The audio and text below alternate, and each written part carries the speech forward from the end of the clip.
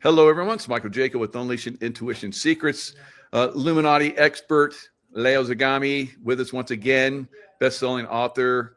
It seems like every time you come on my show, your books go bestseller again. It's great. Yeah, absolutely. This book, it's going very well. I guess we are living now at the center of this whole Epstein drama. And Wow. so there is a lot of controversy surrounding it. And we have a deadline, which is approaching the 19th of December. So let's see if it's a nothing burger or we're going to have a lot of stuff which is redacted or what. Let's see. It's definitely interesting to see, by the way. The few photos which have been published show Steve Bannon highly compromised, but also these technocrats and people like Bill Gates, of course. We have also Richard Branson, many others. But I mean, aside from the few photos that were shown, which a lot of people are commenting on, saying this and that already about it, but we still don't have really the context for. I would say that the reality of these files will be seen in the way they are redacted. How many black marks we're gonna see on them, So let's hope not too many. Yeah, no kidding. Mm-hmm. But I think we're going to see some fireworks, like you said. It's getting to that point, and they'll make them happen because they've been trying to force things that really aren't there. So it remains to be seen, what's going to come out of this. I think that you see the reality of politics has been compromised, unfortunately, and we are seeing instead gradually the rise of the technocrats and the AI taking over the whole show, and that is going to be really what we're going to have in the future, as well as a war which is approaching. I mean, we are seeing Europe really on the verge of war, and that is sad for me. At least I come from Europe. Of course, I still have a lot of relatives there and friends, but the reality is that they don't have any intention to have peace in Europe. They seem to have this whole political class which is built on failures, on people who are failures, because nobody likes Macron, nobody likes Merz, nobody likes even if we go in the UK, Starmer, nobody likes anybody in Europe. So it's obvious that maybe they need a war to have some kind of unity and some kind of relevance, because that's what's happening with Europe in a world that sees the major powers like America and China really playing their own game, the Sino-Russian alliance against America. That is really where the power is, and that's why I'm a little bit upset with Venezuela and what is happening in Venezuela, because I know that if it gets to become a war, it's going to be much worse than we saw in Vietnam or in Afghanistan. Yeah, I think we're definitely heading that direction. When I was at SEAL Team 6, we were already planning, and this was 35 years ago, we were already starting to plan Venezuela. And so it's coming to a head. Now, I don't think it's just going to be Venezuela. I think it'll be Colombia. I think it will be Mexico, probably Brazil, because that's where all the drug trafficking is coming from. And it's going to engulf a lot of those countries. Yeah, and we know that, of course, this is going to make happy the military-industrial complex in this never-ending necessity for continuous warfare. Yeah. But the fact is that we are also a bankrupt country which doesn't need another war. So it's pretty upsetting. However, we have outlined a few of today's subjects. We have, of course, the Mandani trans rabbi. Everybody's talking about, that I've been discussing this trans rabbi for a long time, because it is really part of what I described in this book, a part of this reformulating Judaism in the light of more progressive doctrines. Now, a lot of people think that we can find those progressive doctrines only on so-called Reform Judaism, which, by the way, covers nearly 80% of the synagogues in this country. But this guy here is actually the product of Reconstructionist Judaism. Now, there are so many of these different forms of Judaism that gets confusing. However, the guy has an Orthodox background. He was very much a traditional Orthodox Hasidic rabbi until he understood he no longer wanted to be married, and he suddenly wanted to be a woman, and then he went into this form of Judaism which embraces now even transsexual rabbis or women rabbis, which are of course also embraced by Reform Judaism.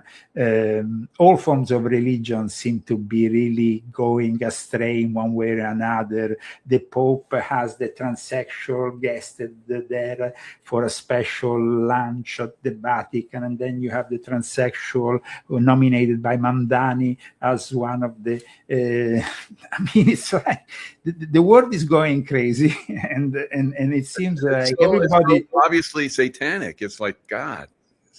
Let's not forget that we had a former mayor, Rudy Giuliani, who liked to dress up as a woman.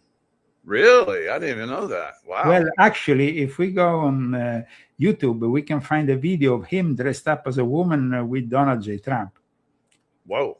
Was Donald J. Trump dressed up as a woman? No, thank God he didn't have that. All right. He didn't cross that line yet. He wasn't. He didn't go into that realm. No. There's a lot of criticism that we can move against Trump at the moment, but we can never say that he wasn't really always somebody who liked fine women. And so, I mean, even the photos that are coming out of the Jeffrey Epstein estate or archives are indicating that. Thanks God. Yeah, I've had a lot of people that told me Rudy Giuliani is a very bad alcoholic, really, really bad. Well, I mean, we always had this J. Edgar Hoover. I mean, there is some very particular figures in America that seem to have had some kind of, J. Edgar Hoover liked to dress up in drag. That's right. Yep. And had a male partner. So yes. Now, we don't really still know the whole story about Bubba, but we leave that aside. In any case, Bob or whatever they want to call it. And now, let's move further from these trans highlights, which seem to have been compromised at the beginning of our show. But because Mamdani is about Islamo-communism, Islamo-wokeism. It's a reality that, as you know, exists only in the West, because if a guy like Mamdani was proposing these things in the Middle East, he would be beheaded together with everybody else in his council. Now, absolutely, it's quite incredible, that people don't understand that there is an incoherence here that unites the left and Islam in spreading their tentacles here in this country. However, the thing is that Islam is spreading their tentacles even with the Republican Party. Let's not forget that Trump just not so long ago put a red carpet for a president of Syria who is a former terrorist, and now we have ISIS suddenly on the attack, killing American soldiers in Syria. Guys, I mean, come on.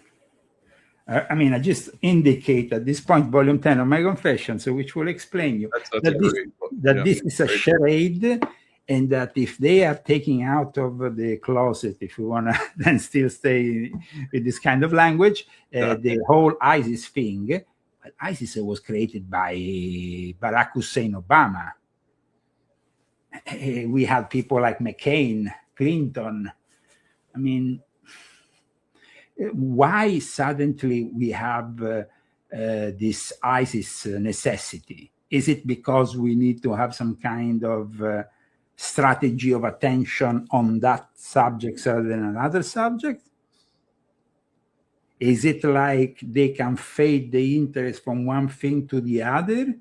Like, okay, we have just taken a tank full of oil from Venezuela, but then we suddenly had the revelation this week made by an American congressman that maybe Venezuela has Russian nukes. That will make Trump jump on his seat and say, okay, we can't move war against a country that has Russian nukes. So at that point, we have to fade the interest on one thing and rise it on another. It's like interest. It's quite interesting to see how the big brother works on top of us, on the strategy of attention and tension. I would say that in Europe, they are now pushing towards a strategy of constant tension with what is happening with Russia, with what is happening with NATO, with what is happening with having to refinance NATO and refinance the politics of the military industrial complex in Europe. Because up until now, as you know, before Trump, it was all on us Americans to support the defense of Europe. Suddenly things have changed. But you can't convince 500 million individuals with some kind of radical brainwashing on a massive scale. We need those weapons. I mean, Europe is is also a place on the verge of bankruptcy.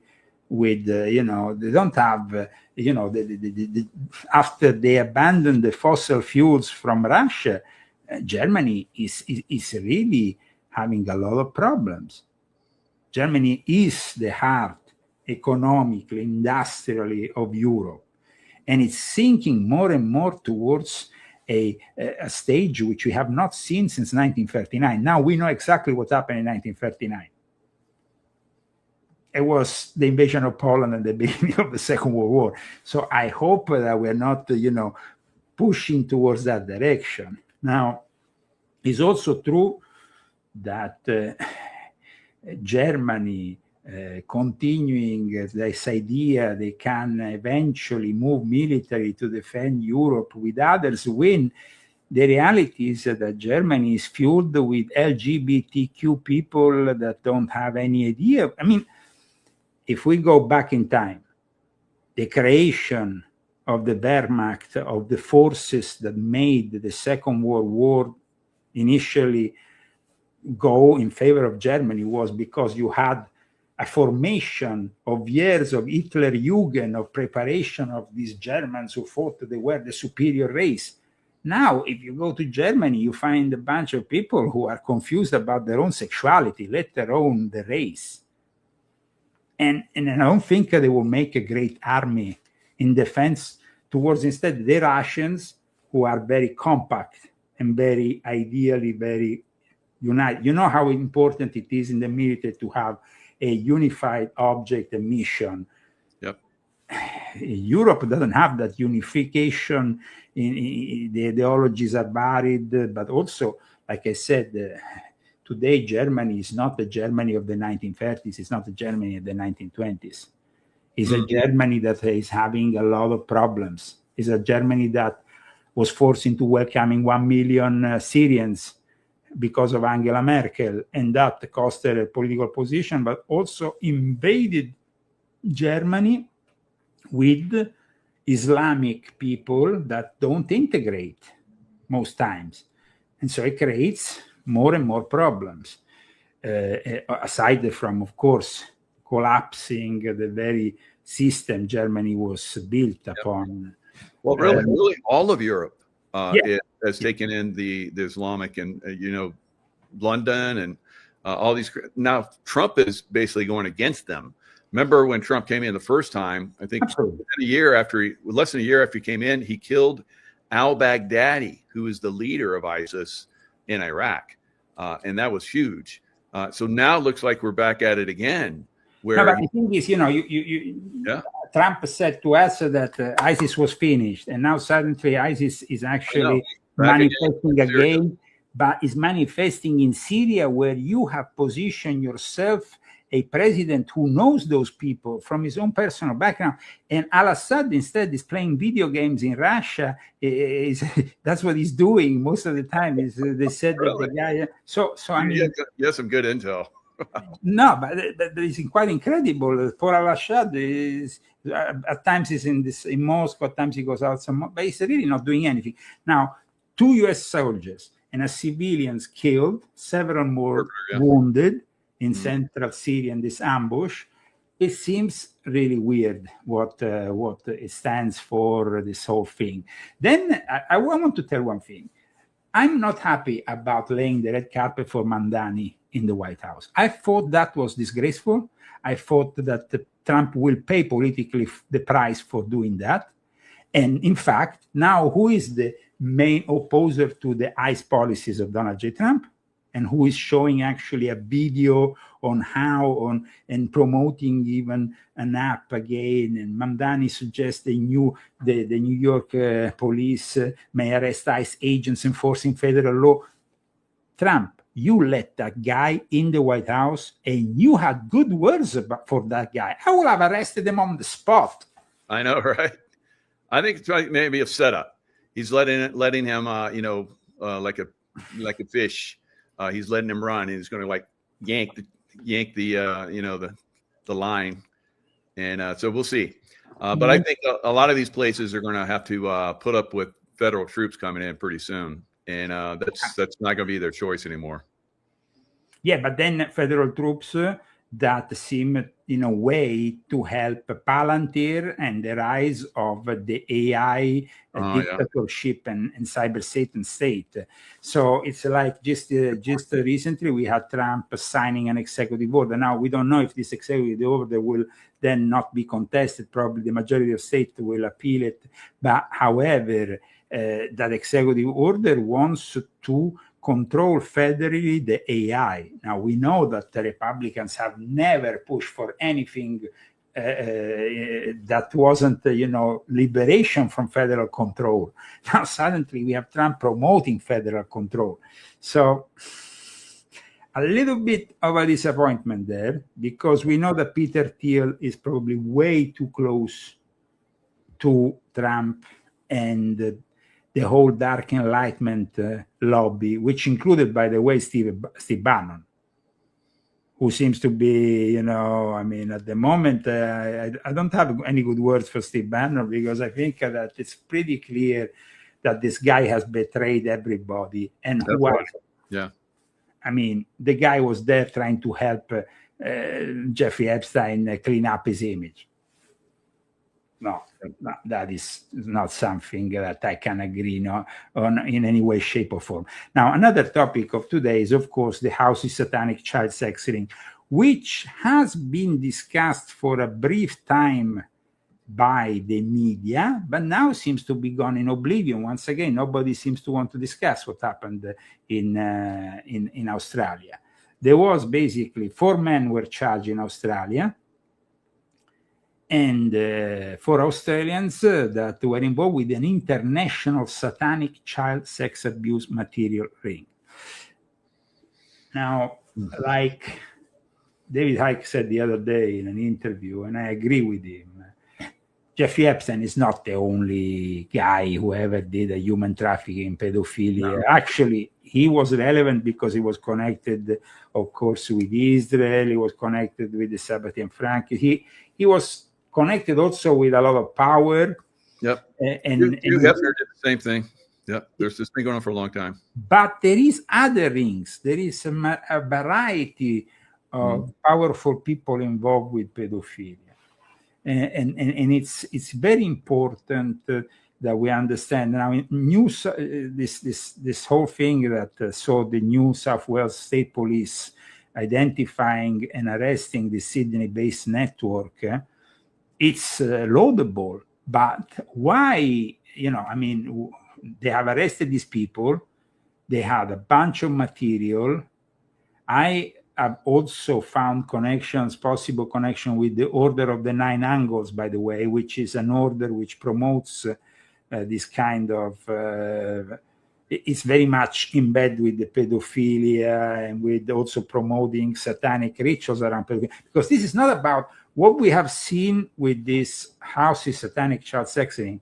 Is that it's not simply a sex ring, it's also satanic, use of satanic symbolism, use of satanic rituals.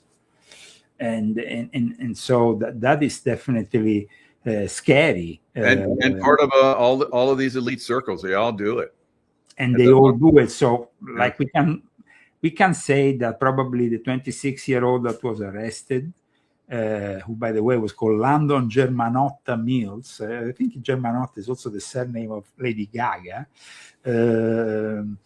But this guy is probably just an scapegoat for some more powerful people that will never get arrested in a million years. Absolutely. So it's sad to see that at the end these powerful people behind them will probably get away with it, and there is not been any more further discussion. Also, another thing I noticed when it comes down to this news coming from Australia, it was not touched at all by the European media. People in Europe told me, Leo, we can find this news anywhere. It's like they didn't want to touch it.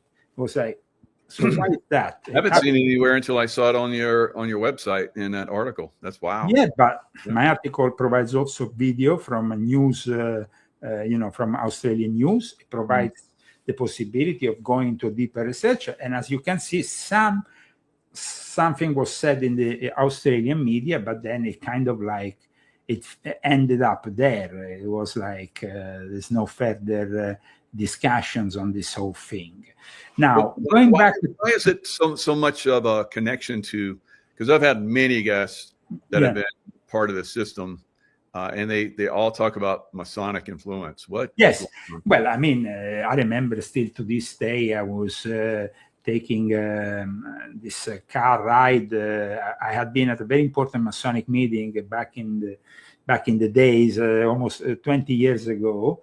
I was in this lodge in Livorno, I think it was Livorno, yes. And then after there was this lieutenant colonel from the Italian Guardia di Finanza who gave me a lift back to Rome because he was there in this meeting. So, we start chatting about things. He's a guy who was involved with the Italian. It's a little bit like the finance police, a mix between the IRS and the military, because that's the kind of training they have. And we discussed about pedophilia and the discussion, when you drive in a car along, suddenly we discussed about pedophilia rings, and he said, listen, Leo, arrive to a certain level, we cannot touch them. Wow. And that's it. And I was like, okay, whatever. I mean, fine. I guess no one has the balls to do that, but and maybe those that do, find out the hard way not to do that, and that's why no one else does. He said that often also these rings somehow ended up in the Vatican, ended up with Vatican connections, and that was even more untouchable and made everything even more untouchable. Dang. So, when you see also the blessing in a private audience, which I have included also in my book, of Jeffrey Epstein and Ghislaine Maxwell by a pope who is now a saint. Bless them, yeah. Oh it makes you really understand that this world is pretty screwed up place. That starts to make it all come together. Wow. Now, that in one of our latest articles, I talked about that a really weird dentistry room in Little St. James that they tried to cover up as being, Jeffrey Epstein built this room for one of the girls who was studying dentistry. Yeah, sure. But does that mean you have to have the most creepy masks hanging from the walls of Adolf Hitler? Crazy. Yeah. I mean, and it said that maybe this room was also used for abortions, by the way, not only for the dentist. Oh my God. So it's like dentistry can be, and that from being in the field, a very interesting and very evil form of torture, because if I get your dentist to torture you, you're going to give up any secrets possible and imaginable, like in the movie Marathon Man, which right there, yeah. It's went into his nerve. Oh my God. I think it's the worst form of torture possible. I can't imagine. I mean, yes, I through some training for torture, but there's no way I could I can't imagine I that. could say that maybe the worst torture than that will be if I don't know. I mean, if I go with an iron on your balls, you know. Yeah, I know, right? So, yeah, that would be pretty tough. That would be pretty tough. I think this is cutting one of them off or something. It's like, yeah, that would be over the top. But yeah, that's definitely you know, unbelievable.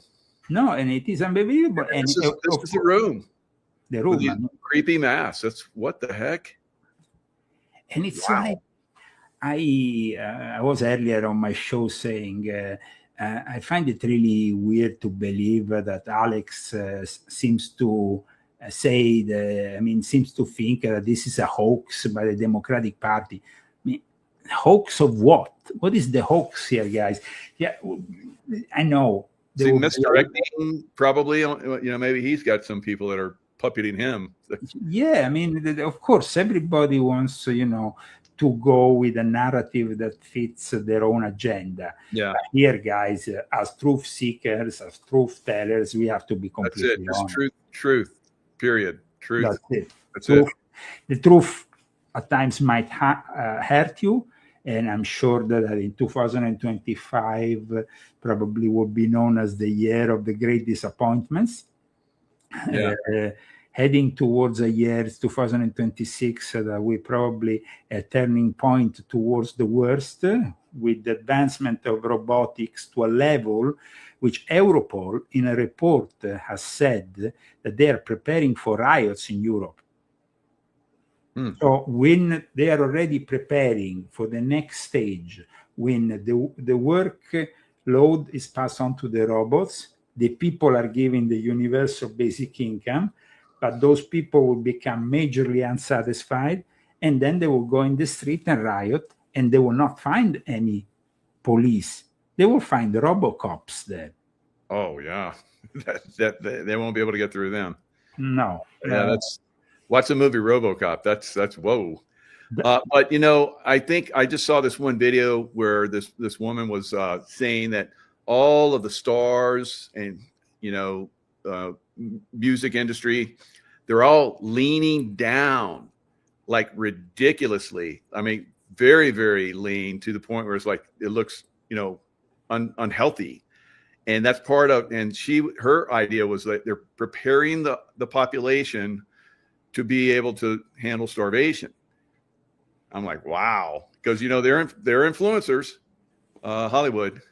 Well, let's not forget that not only they are influencers, but Hollywood is also hardly hit by the AI development that is really gonna influence a lot. There is a creative takeover. I mean, there has been people now in the guild that creates, for example, the cartoons for Disney, that is investing over $1 billion on OpenAI and all that, that they are, you know, pointing out the fact that OpenAI, just as any other form of artificial intelligence, takes from what was done creatively by human people, but then doesn't recognize necessarily what these people have done when they develop the ultimate product. So you are going to have a lot of new products generated by the AI, but you're going to have those guys who originally were the content creators, if you want to call them this way, never recognized and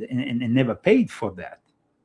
So it is a moment in which, like you stated just a moment ago, they are bowing down, but because of necessity, they will be probably inclined to do anything that pay their bills soon.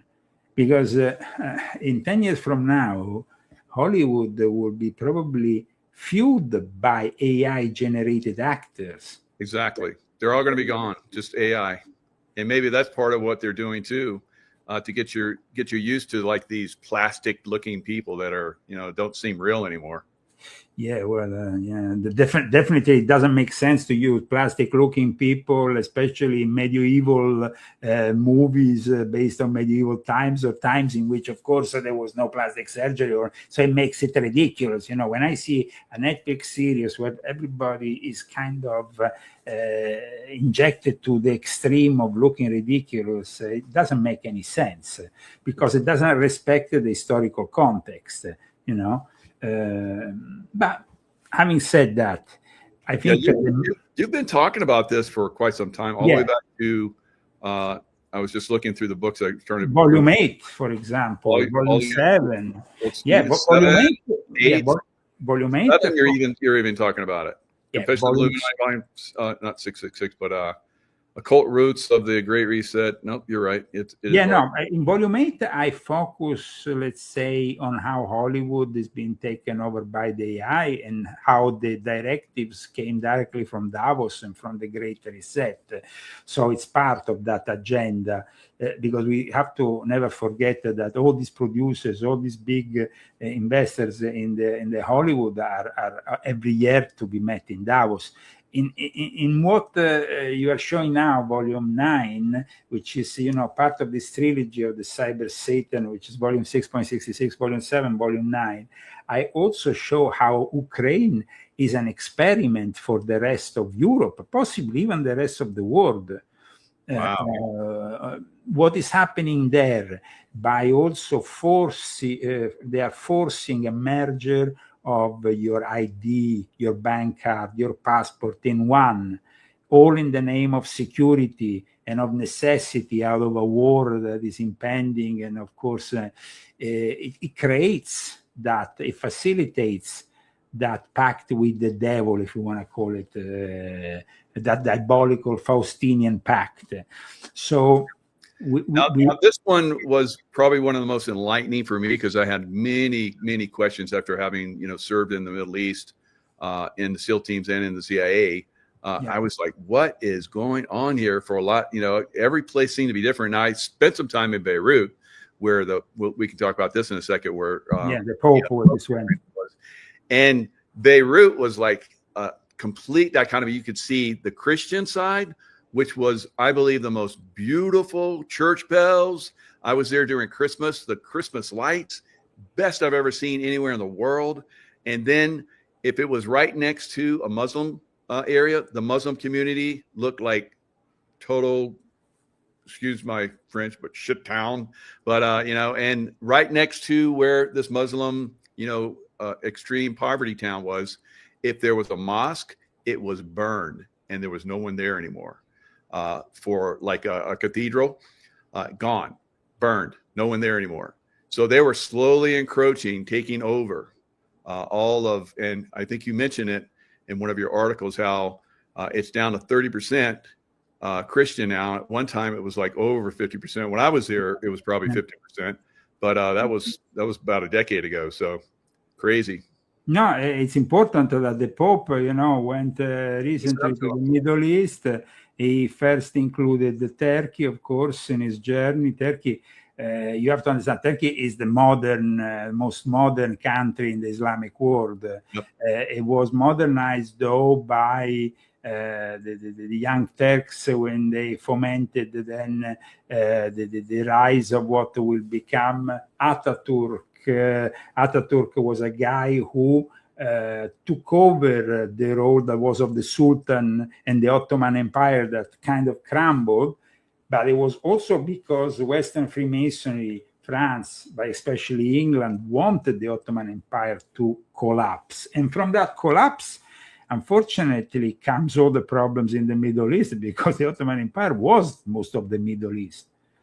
And so today, everything that we suffer in regards to any place in the Middle East is because, Egypt was part of the Ottoman Empire, Syria, everywhere, Jordan, all those countries didn't exist. They existed after, and they were almost an artificial construct, like I explain in my book that you read, Volume 10, of British or French Freemasonry, who also, they kind of divided their spheres of influence in the Middle East. And then we had also some element of the Germans also that comes in.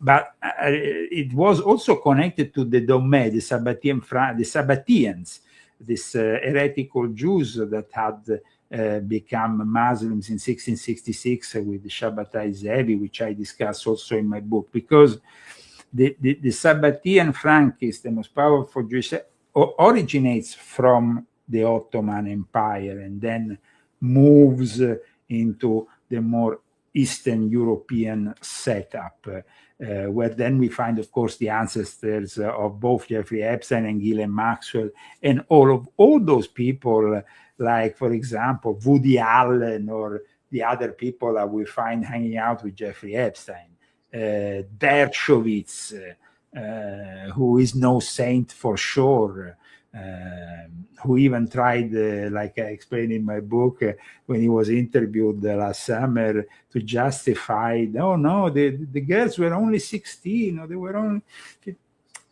There is really... they always love to try to justify themselves when pedophilia cannot be justified in any way, shape, or form. That's about it. However, in the Middle East, as you know, as well as in the Far East, there is a tendency at times to get these girls to marry very, very young. And now we, unfortunately, have already in countries like Great Britain, because the Sharia is arriving together with this massive Islamic presence, we have the acceptance of young girls' marriages with the younger, even here in America. It's pretty shocking. You saw it yourself in countries like Afghanistan or whatnot. I mean, or Iraq or other countries. 13, 14 years old. Yeah. And the girls wanted it. For most of them, they wanted to get away from their families, and that was the way they were going to get their freedom, or at least that's what they thought. But didn't. Yeah, but then it becomes, I heard the stories. I remember I had a friend many years ago in England who was the girlfriend of a very dear friend of mine, who escaped from one of these situations in the Middle East.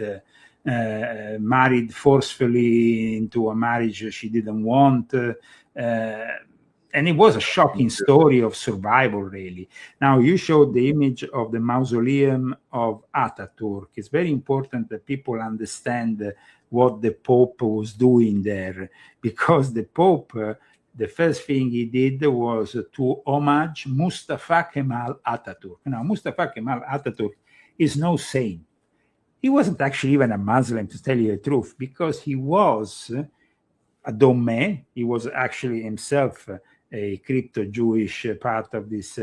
That's one of the accusations that often resurface even in the Turkish media. But Ataturk is an untouchable figure in Turkey. You can't criticize Ataturk. You will be arrested. Still to this day, you will be arrested. Now, Ataturk took over the power of Turkey in a very simple way. He invited the most powerful imams in Turkey on the Orient Express, beautiful train, that arrived in Istanbul, famous train.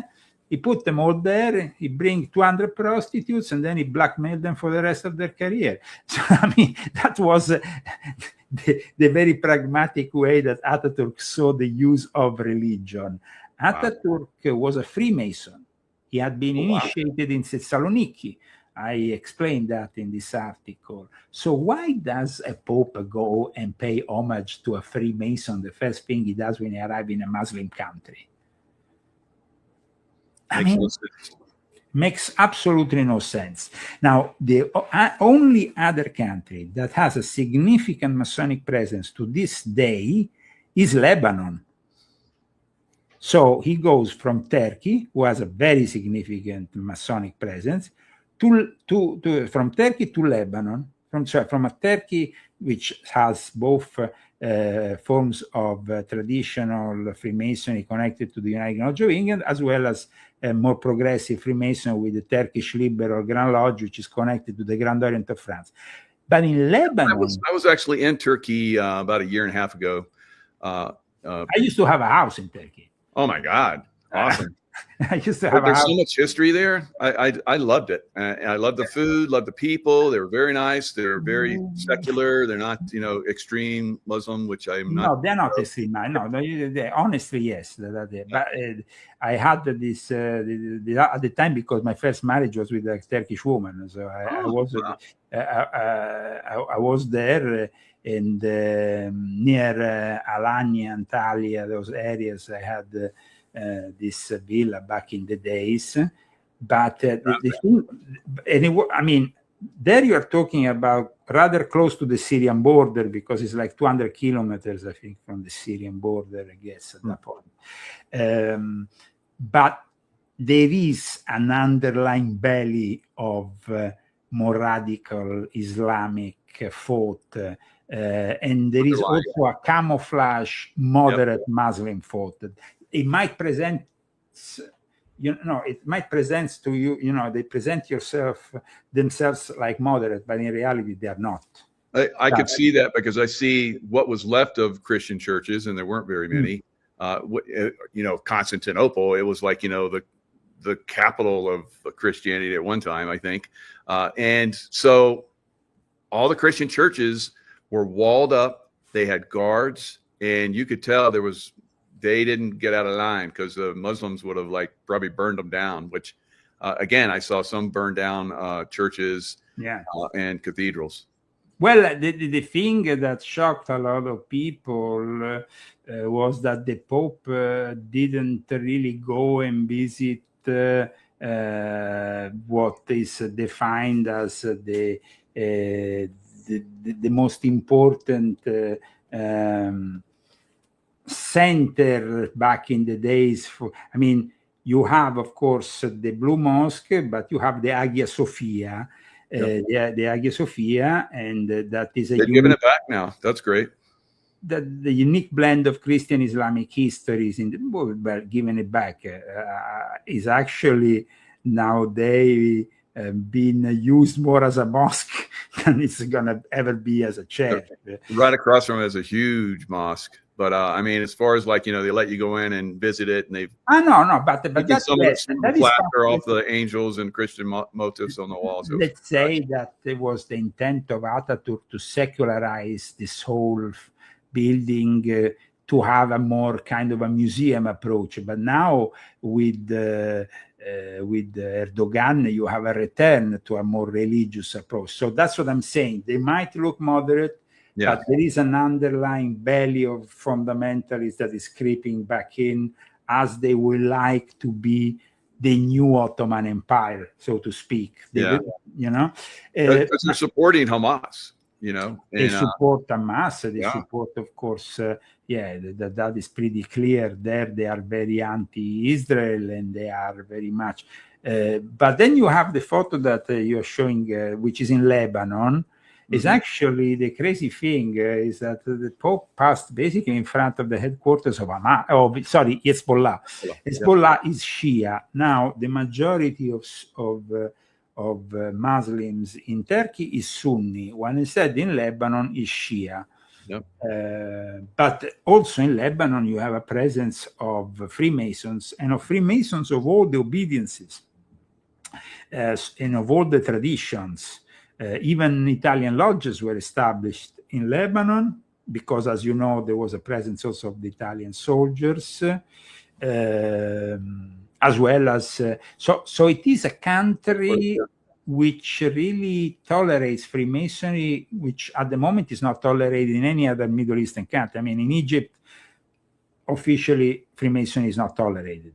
Or you go to, you have, of course, Freemasonry in Jordan, because you have even the king of Freemasons. But officially, even the in Morocco, I guess you have Freemasonry, which is a little bit more.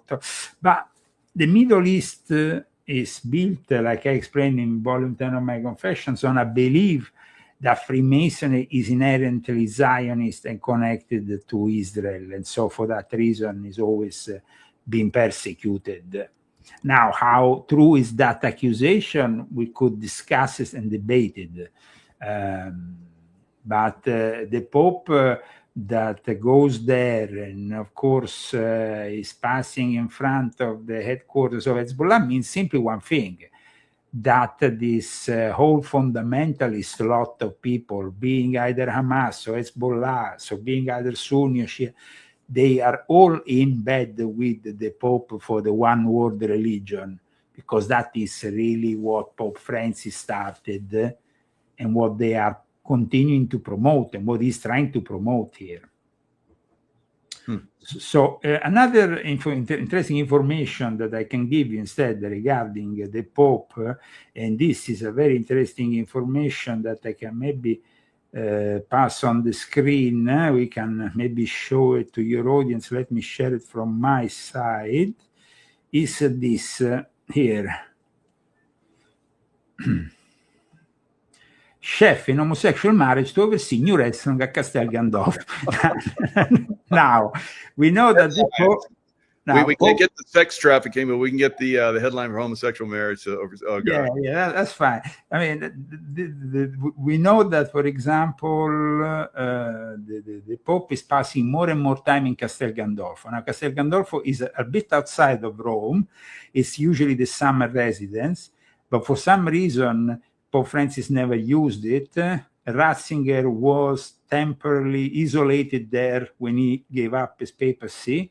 Castel Gandolfo, which some people refer to as Gandolf Castle, is the place surrounded by the Satanists. It's there, which I describe also in articles you can find on my site. It's been historically connected to Satanism because it also has an ancient history, the whole area there. Now, Art Smith, a celebrity chef, longtime LGBT activist, will help run the restaurant currently being built on the grounds of the Pope's retreat. So he has a nice restaurant with a homosexual chef. And that's how it is, guys. Well, at least he's not like Obama's chef and dies in 3 feet of water. Well, yeah, that definitely was a very strange thing that happened. But I mean, I would say that every president is compromising one way or another. So Obama, then anybody that touches on the presidency in a way, even Marilyn Monroe ended up in the way she ended. Sure. So I mean, today we are in front of a situation in which a lot of interest is given to Trump and the Epstein files. But let's not forget that maybe too much interest is given to Trump in regards to the Epstein files, because the Epstein files are much more than Trump only. And that is really what maybe should be discussed. I never saw one single journalist ever explaining why the Pope, John Paul II, the future saint, gave audience to Jeffrey Epstein, Ghislaine Maxwell. Nobody. There is a photo that, but nobody gives an explanation. I gave the only explanation in this book, but I tend to think that the media is so controlled these days that they don't even question things that could lead us, to maybe some interesting answers. But that's not really what the media want to do these days, because they are simply parrots to whatever is the agenda that is promoted by their owners of this. The media controlled in every aspect. That's why also we have the whole controversy surrounding IPAC or the financing of the Congress. If that though becomes an issue, you will see like people probably like Newsom will refuse to be financed, because then that will make him more credible. Who knows, The problem here is, Michael, we are facing in a year from now a radical transformation of the Republican Party. And I tell you, that is going to be shocking for most people, but in 1 year from now, it's going to become all more clear. The midterm elections are going to become that turning point. It's going to become that turning point, and it's not going to be for the best for the Republican Party, I think. And at that point, a lot of people that were supporting Trump all the way will, of course, have to think for their own political future and political benefit and maybe, rediscuss the future of the Republican presidency, Republican Party, and of course the future presidency, because we have to understand that I don't see J.D. Vance as being a credible and suitable candidate. I don't know. Yeah, I don't either. So I think everybody's pretty much on the same music. But the alternative, I don't know what's going to be. So we. Yep. You know, then of course, regarding Europe and any American involvement, well, I think there is a lot of talk from of course Trump and of course his administration in support of certain populist parties that can oppose the left, but it's talk, because then now they are talking about this leaked secret plan to break EU nations away from Brussels' grip. Brussels was created by the American intelligence after the Second World War and the Jesuits. They took the French-German acts. I mean, I explained that in volume 12 of my Confessions. As you have read it, you know that I explained exactly what happened. They were basically planning, even before the fall of the Nazis, they were already planning for the future of Europe, right, that France and Germany will be the leading nations of a future unified Europe. And eventually, initially was a community. There was the Treaty of Rome that was signed, in fact, in Rome. And then that led eventually to what we know today as the European Union. But the European Union, then it was also possible thanks to the Bilderberg Club. That also was helped in constructing the Bilderberg Club. But there was also a massive help by the US intelligence. So the fact that Trump will move against Brussels is laughable, because it's us Americans who have created Brussels and the European Union. Yeah. So the European Union is probably going to fall apart, and NATO is on its death legs, I think. But they're still pushing for war, and I don't know if it's going to fall apart, because if we have a military industrial complex here that keeps on selling weapons to them, it doesn't have any interest in getting them to fall apart. Why? Falling apart would mean coming under the control of China or Russia, and they would be the ones selling them their defense weapons. Good point. So I think that there is a lot of talk, a lot of points that are made out of the necessity of propaganda.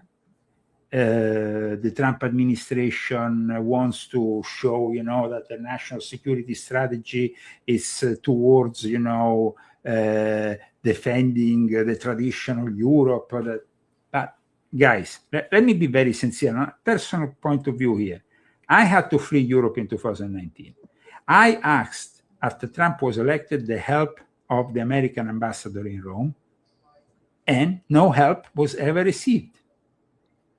I asked them for help after I was the victim of that persecution, political, or freedom of speech that they claim to be defending. I was the president of Italians for Trump, guys. I got here in America in 2019 during the first Trump presidency, also with the help of the Republican Party. I managed to get the right lawyers to finally get my green card, and now I'm an American citizen. So I don't understand here. What is the problem? Why, Leo's, when I saw that this is a charade, when I saw the documents that I finally are in my hands, where I saw Italian generals of the Carabinieri trying to hunt me down through the DOJ here in America. Of course, the DOJ didn't give any permission. But the European police, the Schengen police, through what is known as SERUM, which is an authority that works for the whole of Schengen area, is after me since 2020. So it's telling too many truths. They don't like it. They don't like it. Absolutely. They don't like it. They don't like it because, it's not like small people moving against you. These are big people. When you have a general, moving to try to... Well, you have very big following in Europe. Well, I still have a following. Royalty behind you. It's like that's one of the reasons probably why I have following in various. I mean, let's say that I still have, friends and following in Italy, but also friends and supporters in other parts of Europe. Nice. But people need to understand here that there is not really any intention to wage war against these technocrats, because if America wanted to wage war against these technocrats, they have the means to do it, and they're not doing it. So Europe is. What do you think about this, Leo? This came out today. Belarus frees opposition figures as U.S. lifts some sanctions. So it sounds like they're moving in the direction of normalizing relations with the U.S. normalizing relations. But because Belarus is basically Vladimir Putin, and so Putin is trying to normalize relations with America. We heard it recently. I mean, it's been quite outspoken about the fact that he wants to normalize relations with America, even if Europe is completely contrary to that.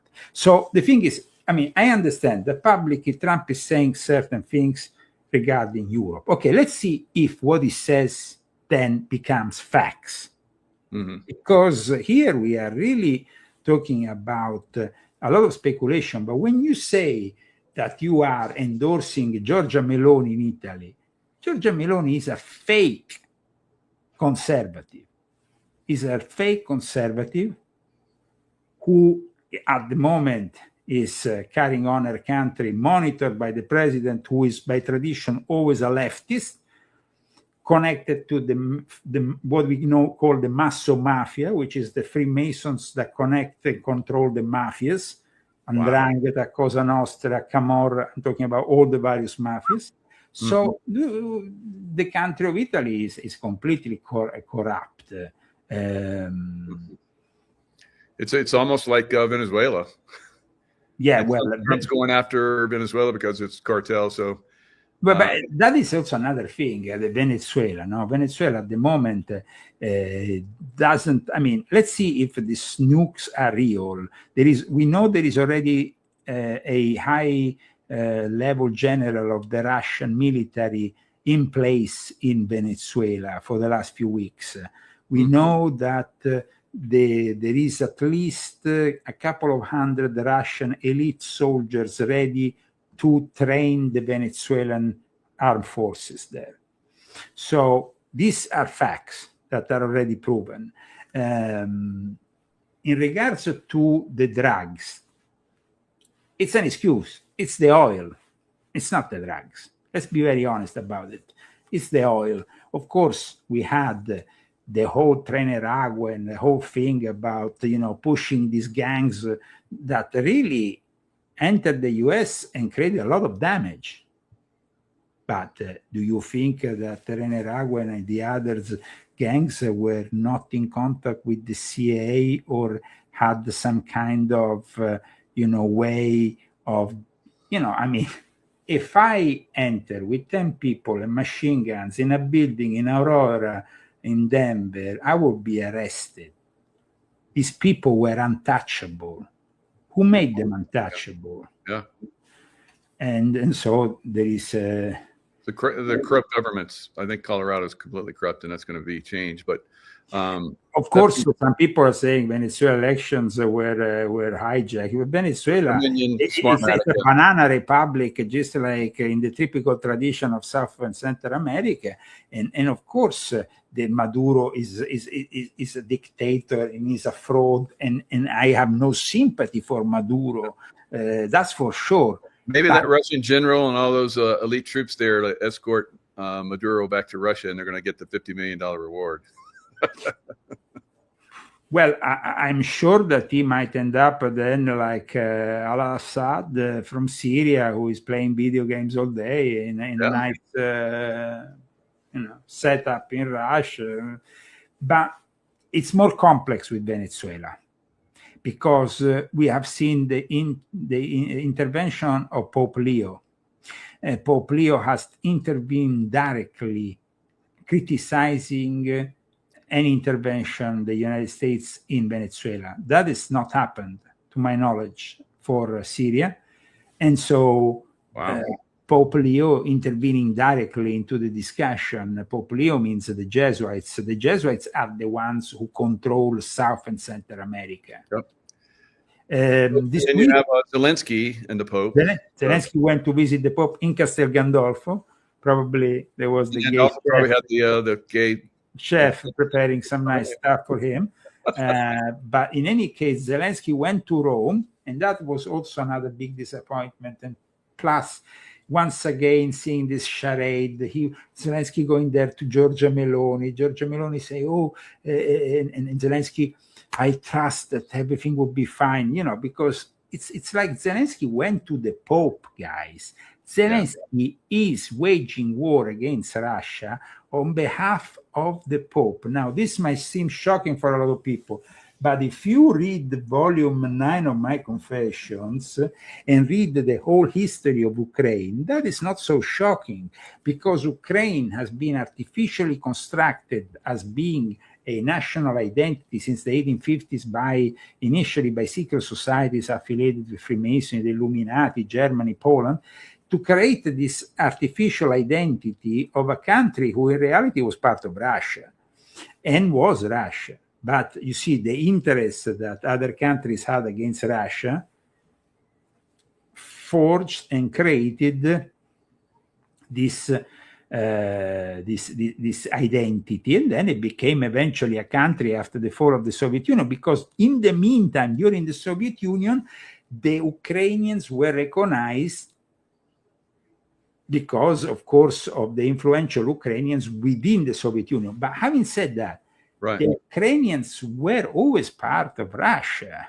It was simply historically part of Russian history. Now, I just want to show this. Zelensky has a $1 million villa in Italy, so Tuscany. So no, but I would like to show you something even better than that, if you want. Okay, no, because then people always say, but Trump here, Trump there, Trump everywhere. He promised us the end of this war in 24 hours. Now, after a few months, this is the toilet, the golden toilet that the principal collaborator of Zelensky built for himself. I wish I had one. It looks very nice. Saddam's palace had a bunch of that, had golden toilets and sinks and stuff. Yeah, well, I mean, it's incredible. I actually got to sit on one. It's like a regular toilet. It's no big deal. No, sitting, okay, but I mean, it can be kept. I think that it can be kept clean and everything very easily. I mean, it's gold, so it's very easy to.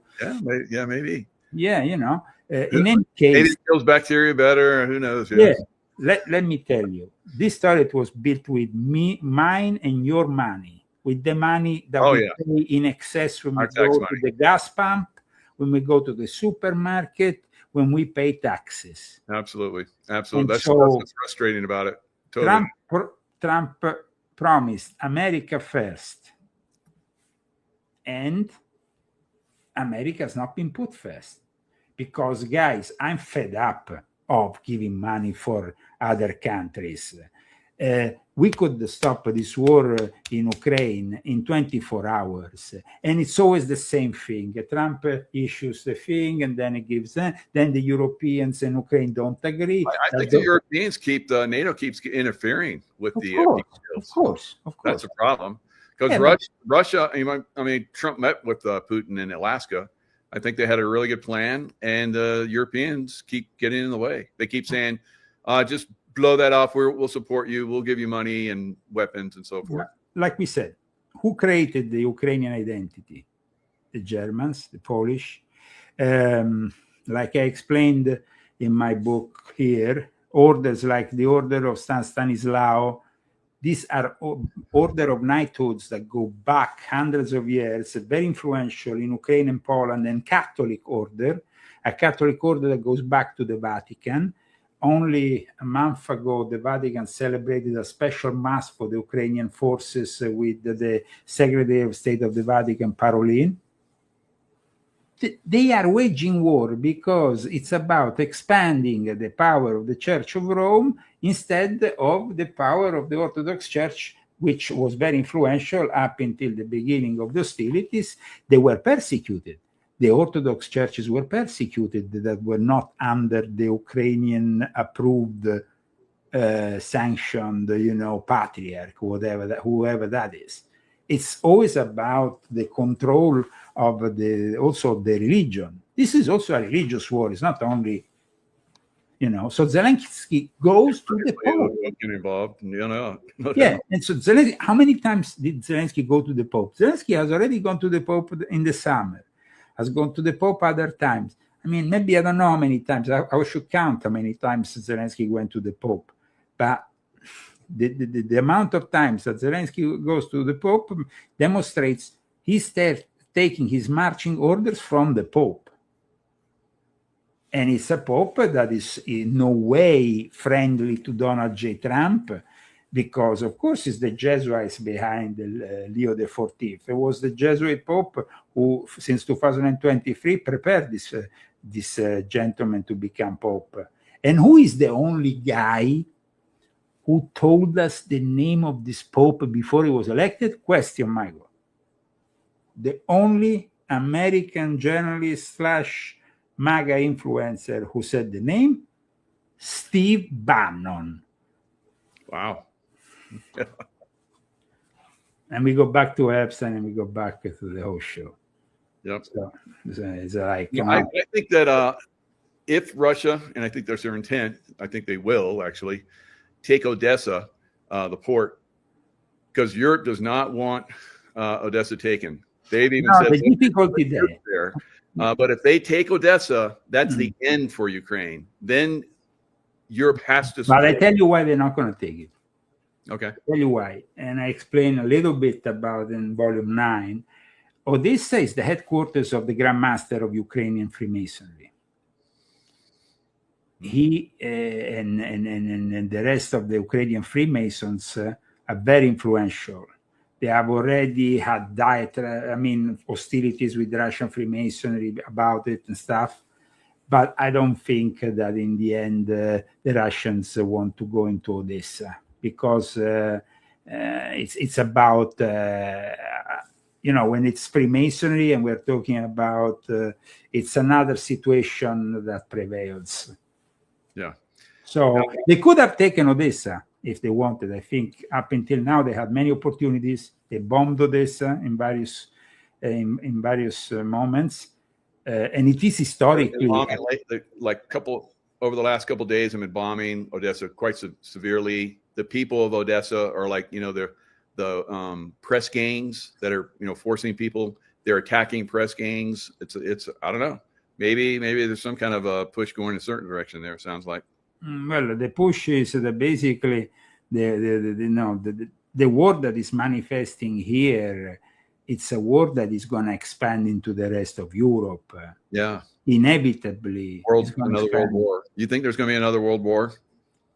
Well, then it depends from who we have in power on this side of the world, and if that person wants to engage, and we as people maybe need to remember that history tends to repeat itself. Initially, we were not directly involved in the Second World War. It took some time to get directly involved. And so not necessarily we might directly be involved from the beginning of the hostilities. But Europe will become that battlefield that might be required by the New World Order in order to then implement the next stage, which will be a much closer one-world government scenario. Yeah. Now, remember when we did that roundtable with Ole Demigard and Juan O'Savin? So Juan O'Savin says it's all about England. England basically still controls us economically here in the United States. What are your thoughts on that? England is very much historically waging war with Russia for over 150 years. I mean, they've been at it for a long time. They're the ones who have been pushing NATO to get involved with this hideous war from the very beginning. I tell you, I know that from people within the English armies. I mean, I know it directly. They were training the Ukrainians. They were behind the coup. They were there from the very start. Just the other day, there was actually a British soldier that was killed in Ukraine, and there has been at least 20 UK soldiers that have been killed. Oh yeah, you know, Portuguese too. I guess there was a group of Portuguese in one of the cities, and they just. But historically, let's say that the English have been fighting the Russians for a very even before they were. Even before they were the Soviet Union, so even when they were the Russian Empire, even if the Tsars were related to the Queen Victoria, there was a relation, but there's always been jealousies and things going on, and so yes, the war has been always there between these two factions. In reality, if you ask me today. Who is really the driving force behind Europe? I would tell you England, but the connection with America, well, it should have been severed in 1776. But there is, of course, some remains of it that might be visible at times. Having said that, we officially severed this in 1770. So there is people who tend to bring back the fact that in reality we still bow down to the British imperialism and to the monarchy in some way. When Donald Trump went to King Charles, it didn't really serve the purpose of being contrary to that viewpoint, because I mean, we saw once again the President of America going there, the king, the whole show, blah, blah, blah. We have also walking in front of the, both times he was there, walking in front of the Queen and walking in front of the King. And, we discussed before this, going all the way back to Edward III, who started the Order of the Garter. And then the Knights Templar after that. And so Donald Trump is a Knight Templar. He has, on his mother's side, he is a Scottish heritage, which basically traces all the way back to Edward III. So Edward III started the 100-Year War, and maybe that's why he walks in front of him, because he's like he's a real deal, and they basically usurp. Well, okay, talking about the Order of the Garter, lately we had Prince Andrew, who was kicked out of the Order of the Garter just a couple weeks ago. Here. That was one, the remaining royal titles that were left to him. Because of the Epstein connection. Because always of the Epstein connection. The most the figurehead, they tried to, deflect. It's like, it's just him. It's just him. But there is one thing that very few people know. When you join British Freemasonry, like I did back in the days when I was initiated in the United Lodge of England, there is a specific passage in the ritual that says that this initiation is more than the most noble order of the Garter will ever offer you. Wow. So there is a specific passage that makes you understand that the Freemasons, which of course then in this side of the world are very influential as well as everywhere else, have a special connection. The Red Cross definitely, like, you indicate present in the Order of the Garter, is also the Red Cross of the Knights Templar. So there is definitely that, after the Knights Templars were, it was 1348 when the Order of the Garter came into power. So the Knights Templar had been dismantled officially. Some remains of the Knights Templar had moved to Scotland for protection. Right. And actually, they also inspired the birth there of another important order. But then at that point, King Edward of England felt he will take on this cross, also connecting it, of course, dedicating it to St. George, which itself is a very important and venerated saint for England. Yeah. Wow. And you're potentially connected to Trump as well. No, I mean, yes, my bloodline in Scotland. Yes, we have a common ancestor with Donald J. Trump, because he has this link. You gotta get you guys meeting. We have this link.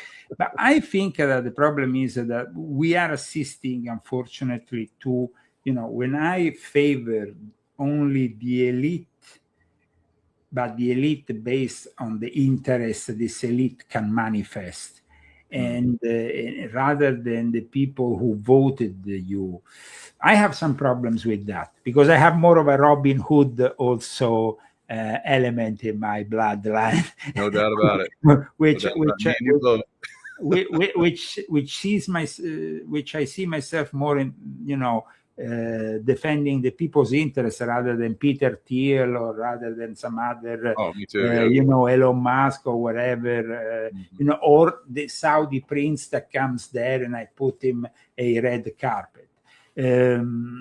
Now, like I explained in my book, the latest book dedicated to Jeffrey Epstein, that then there is this whole connection within the Sabbatean Frankists and the British nobility, the British royalty, that saw also the nobilitation of the Rothschild family, the fact that they started to mix with the nobles, royalty. And they established Israel, and they established Israel thanks to that. Star and all that stuff. Yeah, they established Israel, and Israel became a manifestation of that idea that they had in England, in the Puritan circles, about bringing first the Jews back to England, where they had been kicked out, and then back to Israel for the manifestation of the end times. It seems that the plan went well. So now what we're going to see next? I mean, what is the next step that they're going to undertake? Rebuilding the Third Temple? Is it going to be about manifesting the Antichrist as well as the Messiah? It is this really that we have to think about. The cyber Satan, AI, robotic reality, aiding a force that we were warned would be the force of the mark of the beast. And so it is important that we understand that everybody, like Trump, trying to do good things initially, but then of course finding itself in the hands of these people that are definitely in charge of Washington D.C. This drainage of the swamp has been. I mean, have you noticed that Trump has not discussed the drainage of the swamp for the last few months? It's not been a mention. So why is that? I mean, why is he not interested in draining the swamp? Because that is what we should be.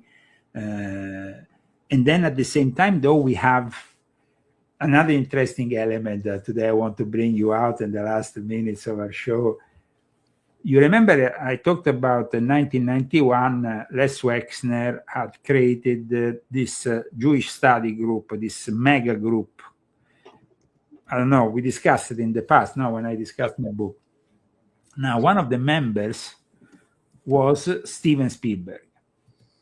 Steven Spielberg, who is now going to be bringing out a new movie that is kind of being placed as a turning point for the revelation of the alien reality. They even claim, some sources, that maybe he might have access directly himself to UFOs in the making of this movie. But Steven Spielberg is also part of this whole clique of people. And then, of course, we have a lot of talk these days about this comet that is passing and everything else connected to it, either as a way of bringing more disinformation to the fold, or either or something really revelatory that is going to happen. So I think that the UFO phenomena thing, which there's been a lot of talk about, is still unfolding and has still some kind of moment that might manifest more in 2026. So what is your idea, Mike? So yeah, it's a possibility. Very, very strong. I think it's going to manifest. It seems like they are, pointing towards letting us. I mean, Trump understands that he needs to do something dramatic to make us come out of this negative loop of sorts. Maybe that could be a possibility to bring him, to bring his legacy to an historical. I mean, he has how many years left? He needs to leave his legacy. I mean, for me, if I was president now, the most important thing would be my legacy. When I'm in the second mandate, I don't have any more future in politics, and I will be retiring as a private citizen after 2028. So I think that could be a point that maybe Trump would like to touch in a way. So that might be, but at the same time, we're going to see how the UFO disclosure is going to also affect how the AI is threatening democracy, how the AI is manifesting, because as you know, I have always discussed since volume 7 and volume 9 also the topic of reverse engineering at the basis of the AI revolution that we have today. As a product, the AI as a product of this AI revolution. And I think that we need to understand that today, if we are living immersed by this digital prison, is because of that. I have said it in the past, and I'm never gonna. So the fact that today we are living an erosion of the democratic trust and accountability, that we are gonna be flooded by more and more AI and more robotics. How much of this artificial intelligence is already in our present politics? That is what I've been asking myself more and more in the last few weeks, when I see these politicians passing laws, passing this and that.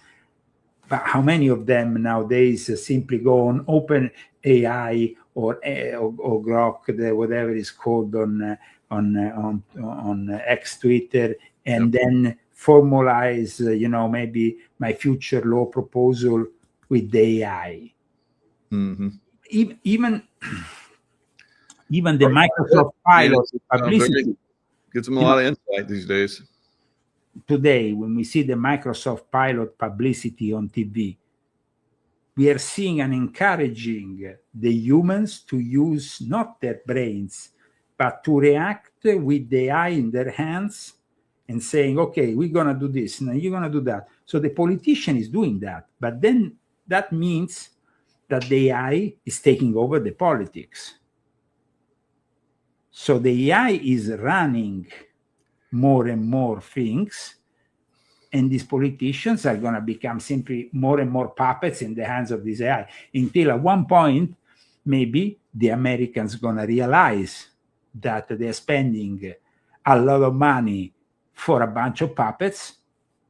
And at that point, that is going to be the moment in which they're probably going to simply say, okay, let's give our trust to a bunch of, pure council of technocrats, and that is going to become the ultimate dystopian reality of the future, where there's not going to be, 100 senators. It's going to be 10 senators. I think we might get down to that, because the corruption is being exposed on a massive level with these politicians. Seems like all of them are insider trading. They come in with $100,000+ and they leave. And after 4 or 5 years, they have like 15, 25 million in their accounts. People are getting disgusted with it. I think they're all. But in fact, what you're saying is very good because it fits in perfectly also with all this infighting between people of the same parties, or Trump against the Democrats against Trump. Everybody is becoming disillusioned with politics that doesn't deliver really the change that we really want. Politics is becoming the disappointment. Totally, yeah. And so the future then becomes the future where we actually demand the AI to take over. We demand that autocratic element to take over. But at that point, the surveillance, privacy, authoritarian tendencies, which people like Peter Thiel and Palantir are already preparing for us, means that we are all controlled. I mean, in China, they are already working with the AI on a massive level, credit score system. I believe China is winning the AI war, and they probably will win it, actually, unfortunately. But what is winning the AI war, Michael? Because really, winning, yeah, it's a good point. What is winning? Where you have more control, where you're using more AI. If I become a dehumanized shell of a man in the hands of the AI, is that going to make my life better? No. It's we see, for example, where all this is heading, and it's heading in a direction in which the humans are definitely becoming. Now, let's be controversial for the last few minutes of the show. Nick Fuentes, the guy has never had sex, and he's a 27-year-old male. He describes himself as an incel. What the heck is that? You have never had sex, 27 years old? What kind of man are you? No, but that is and he has millions of followers who are like him. Millions, yeah. He has some good points. He's quite a conversationalist, but you have a good point. I mean, is that the future of so is that the future of the younger generation? It's not even like he's a human. Okay, so we will have people like him who hate women, who basically live this reality. But then the children will be produced in a laboratory. You go and purchase them at the supermarket, and it becomes a society which is really something out of the worst sci-fi movie. And it's already there, Leo, in a lot of different ways. But my daughter confided to me that she's given a bunch of her eggs. She went through a very high-speed program where they only select like 1% of the population, and so she was able to give all these eggs, and she got tons of money for it. And I was always wondering how she did so well, but she got so. Elite people would come in and buy those eggs because it would have her background. She has like my background, her mother's, and all that, So, just it was pretty impressive. So people bought those eggs like crazy, so what I'm like, I'm out there like hundreds of times now. So like, what the heck? Well, there is also the fact that, for example, there's people who are selling their non-vaccinated sperm for a very high amount because the vaccine also get a lot of money for that. Because of course, compromise, yeah. So that is pretty far out. But I mean, the new generations are becoming less and less social in reality. Yeah. They are social in the virtual world, of course, but in the reality, they are becoming really isolated, and the pandemic has also served this purpose psychologically to completely disrupt the situation. And because the pandemic was artificially created to implement this massive psychological transformation on the youth. And there's very few youth now that even want to have babies. It's very, very, I mean, I look at my family and other families around me. I put this out in shows, and a lot of people responded like, yeah, we have like hardly any, of course there's some families that are like very prolific, thankfully. Well, the families are very prolific, especially are Muslim. Yeah, good point.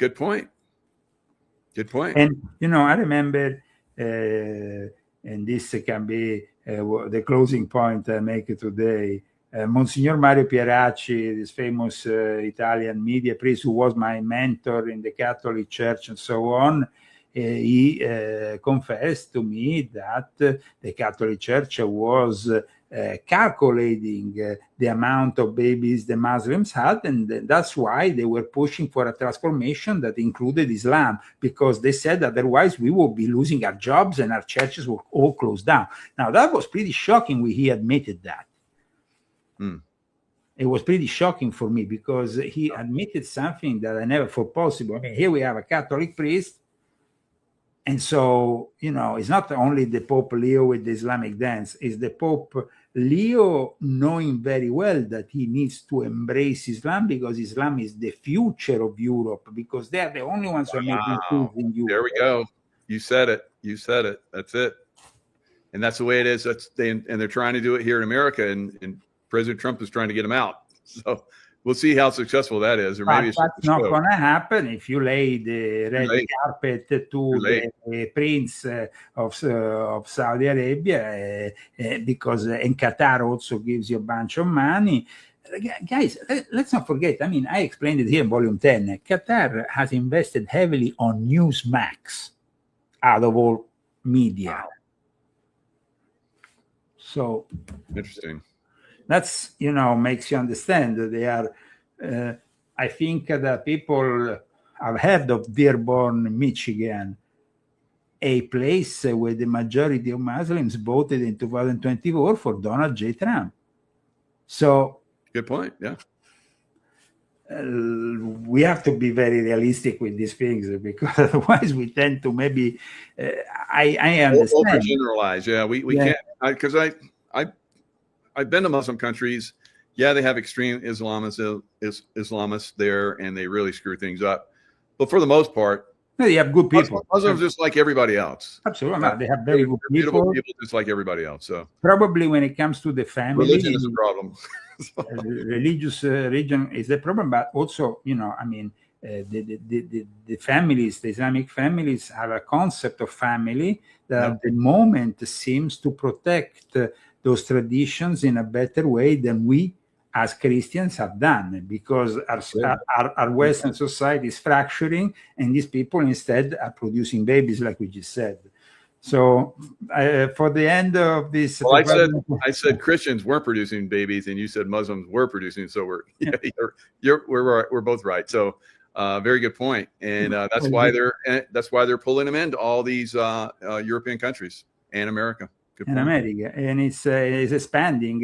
Like I said in this book, is 6 million. Soon, in 10 years from now, it's going to be 12 million, and then you're going to have entire states of the United States of America in their hands, because the occupation is methodic. Then you have countries that are very rich in oil, like Saudi Arabia, Qatar, or whatnot, who finance the big mosques that open in the cities. And you cannot stop them, because oil is their gold, and we still have a necessity for that oil. So they seem to be pretty strong. For them, oil became from the very beginning that gift from God, from Allah, that will help them expanding. And it seems that's what's happening. So thank you so much for having me on your show. It was a great chat today. Oh my God, good job. Thank you. We end up at 2025 though with a positive thought. I hope that we can all spend our Christmas, this Christmas, in the best way possible. I hope all our viewers will have really their dear ones next to them, and that we can share this tradition, which is primarily a Christian tradition, all together. Yes, beautiful. Well, Merry Christmas and Happy New Year, Leo. Thank you very much. Merry Christmas to you, to your wife, Tracy, and all the people who are following us, remembering that maybe 2026 is not going to be so nice on us. We can at least enjoy this 2025. And let's pray. Let's pray, because maybe the power of prayer is still... It's still very, very valuable, yeah. Very active, very possible with prayer to form and shape the reality, because our reality is shaped by our thoughts, and so our thoughts need to be positive. I know it's not been an easy year, also for you and for many of us, but we need to have a positive resolution for the new year, even in the face of all these adversities. And let's hope that even Trump realizes certain mistakes, and that affordability is not a hoax. If I go into the shop or if I go to the gas pump and I continue to pay more for Zelensky's golden toilets. Take care. All the best, guys. All the best.